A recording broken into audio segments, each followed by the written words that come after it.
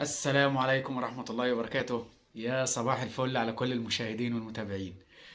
النهاردة هنستعرض مع بعض بعض الأخبار فيما يخص الدوري المحلي أو الدوري المصري. هنبدأ بالزمالك. طبعا الماتش الجاي للزمالك يوم الأربعاء إن شاء الله. هيكون الفريق شبه مكتمل.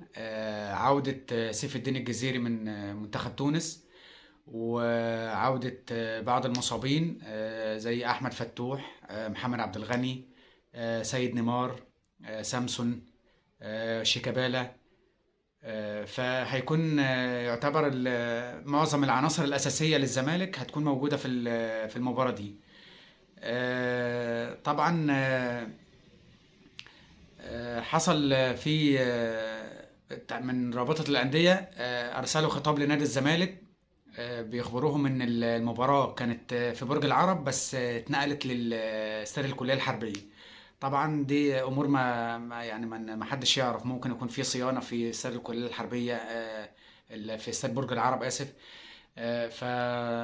فالزمالك وافق، والمباراة هتتم في استاد الكلية الحربية إن شاء الله. طبعا حقيقة تفاوض الزمالك مع حسين الشحات في الفترة الأخيرة سمعنا إن طبعا بسبب إن مدرب الأهلي مش مقتنع بحسين الشحات، ويعني مطلعه بره حساباته وما بيلعبوش، وحسين ليه فترة طويلة ما بيشاركش وكده. طبعا ده بالنسبة لاعب كرة القدم يعني انت بتخلص عليه كلينيكيا، وطبعا ده مش ده مرفوض.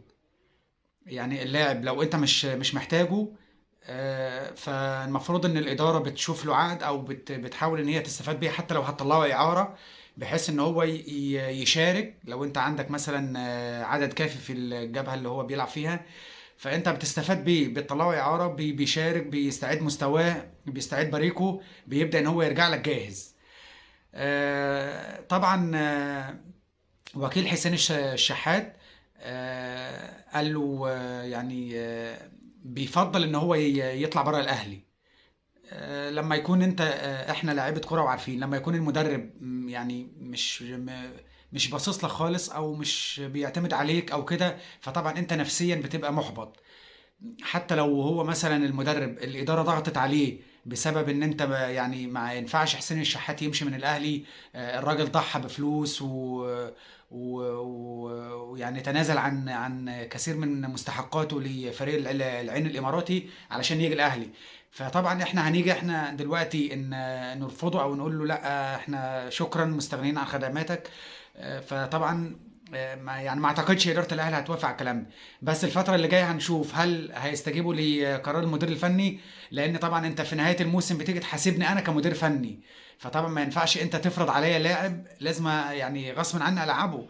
زي ما كان قصه كهربا بالظبط مع موسيماني كان مش مقتنع بكهربا، وفي نفس الوقت ما ينفعش كهربا يمشي، لان لو مشي طبعا احنا جبناه من الزمالك بطريقه يعني زي ما انتم عارفين، او زي ما انتم متابعين المشهد. فما ينفعش كهربا يمشي. كان طبعا السوشيال ميديا والضغط على الاداره وكده كانت هتقلب الدنيا على اداره الاهلي او مجلس اداره الاهلي. فالمستشار مرتضى منصور نفى حقيقة التفاوض مع حسين الشحات. طبعا مش الزمالك مكتمل العناصر، والمدير الفني بيشاور عليه احنا بنجيبه، فحسين الشحات مش في حساباتنا خالص وكده. ويعتبر ان الزمالك مش يعني في يناير مش هيجيب حد، لان الفريق كامل، خط الظهر، وسط الملعب، الباكات، الهجوم، صانع الالعاب، المركز 10. ما فيش مكان لحسين الشحات. عندنا زيزو، عندنا سيد نيمار، عندنا في المكان بتاعه. فطبعا ما فيش. ده بالنسبه لي فيما يخص الزمالك. فيما يخص الاهلي، طبعا اول خبر اصابه الكابتن طاهر محمد طاهر. عنده اصابه في الركبه، بنتمنى له الشفاء العاجل. طبعا ده هتاخد وقت في التاهيل، ويعني هيقعد شويه لما يرجع. اما بالنسبه لي محمود متولي، فطبعا تعافى من الاصابه وهيشارك ان شاء الله، ونزل فعلا المشاركه في التمرين مع اللعيبه، واحتمال يتم الدفع به في مباراه غزل المحله. طبعا علي معلول بعد العوده من تونس رجع بالسلامه ونزلت، يعني اخد راحه 24 ساعه وبعدين نزل التمرين. فبرضو المدرب ممكن يعتمد عليه في الجبهة الشمال في المباراة المحلة. أكيد يعني إن شاء الله هو عنصر خبرة ومؤثر ومفتاح الفوز أو مفتاح لعب بالنسبة للأهلي بنسبة كبيرة يعني. على طبعا في الجولة الخامسة حصل فيه من رابطة الأندية استفتاء لأفضل لاعب في الدوري في الجولة الخامسة، وفاز بها اللاعب الأهلي المحترف البرازيلي برونو سافيو، متفوقا على إمام عاشور اللي جه في المركز الثالث. فده بالنسبة للزمالك. طبعا هنستعرض مع بعض اللي حصل من رئيس لجنة التحكيم. حقيقة إيقاف الحكم وائل فرحان حكم الفار في مباراة الأهلي وطلائع الجيش.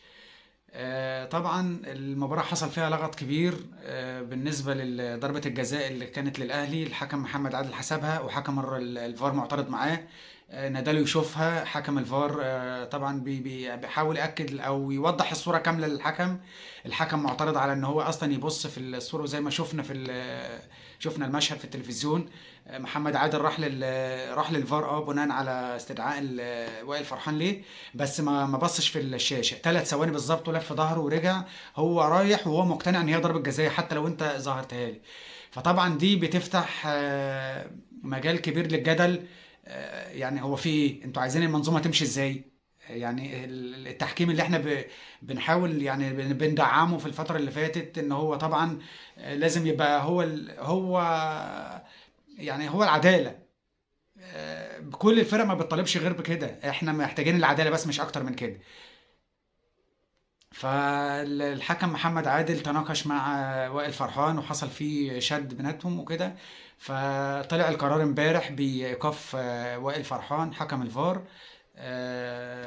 ما نعرفش كام مباراة، بس يعني هتظهر في الفترة اللي جاية. فاحنا بنتمنى مبدأ تكافؤ الفرص والعدالة تتم بين جميع الأندية، مش لصالح نادي على نادي او لا، احنا مش عايزين الكلام ده. عاوزين التحكيم المصري يكون في اعلى مستوياته، بحيث لما يبقى في حدث زي كأس العالم يتم استدعاء، على الاقل يتم استدعاء حكم مصري. فبنتمنى الفترة اللي جاية يكون في تعديل في بعض المسارات، بحيث ان المنظومة تمشي مكتملة. بكده ان نكون وصلنا لنهاية حلقتنا، ومستني دعمكم ليا واشتراككم في القناة وتفعيل زر الجرس عشان يصلك كل جديد. وانا بسبب دعمكم هكون دايما للامام. ودمتم في امان الله، والسلام عليكم ورحمة الله وبركاته.